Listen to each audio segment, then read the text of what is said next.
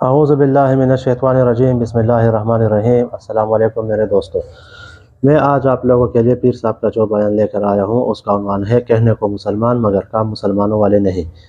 تو اس میں پیر صاحب ہمیں بیان فرمائیں گے کہ وہ کون سے کام ہے جو مسلمانوں کے کرنے کے نہیں ہے لیکن مسلمان وہ کام کر رہے ہیں۔ تو چلیے آئیے سنتے ہیں۔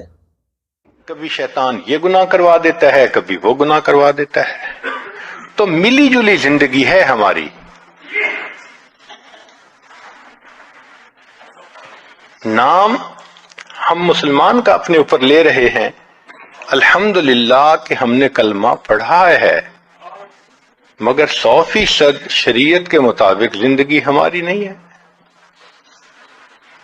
مسجد میں نماز پڑھ کے نکلتے ہیں، مسجد کے دروازے سے بد نظری شروع کر دیتے ہیں، نماز بھی 5 وقت پڑھتے ہیں، زبان سے جھوٹ بھی بولتے ہیں، ہم دین میں وقت بھی لگاتے ہیں، کاروبار میں دھوکہ بھی دیتے ہیں۔ تو کہنے کو مسلمان مگر کام مسلمان والے نہیں ہیں۔ یہ ملی جلی زندگی ہے، اور اکثر زندگی آپ کو ایسے ہی ملے گی۔ اکثر مسلمانوں کو آپ دیکھیں وہ اسی طرح کی زندگی گزار رہے ہیں، آدھا تیتر آدھا بٹیر۔ یہ ہماری زندگی کی ایک ترتیب بنی ہوئی ہے۔ چنانچہ سکرین پہ غیر محرم کو دیکھنا معمول بنا ہوا ہے بعض گھروں میں، خبروں کے نام پہ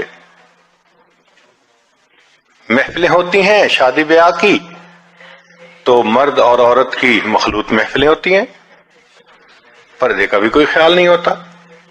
تو ہیں بھی مسلمان الحمدللہ، مگر مرضی کی زندگی ہے، شریعت والی زندگی نہیں نظر آتی۔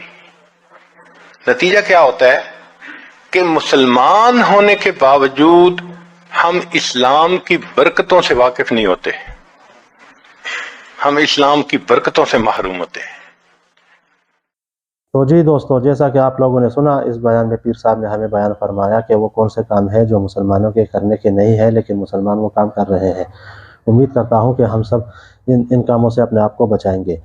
تو انشاءاللہ بہت جلد میں ایک اور نئے بیان کے ساتھ حاضر ہوں گا، تب تک کے لیے مجھے اجازت دیجیے۔ اللہ حافظ۔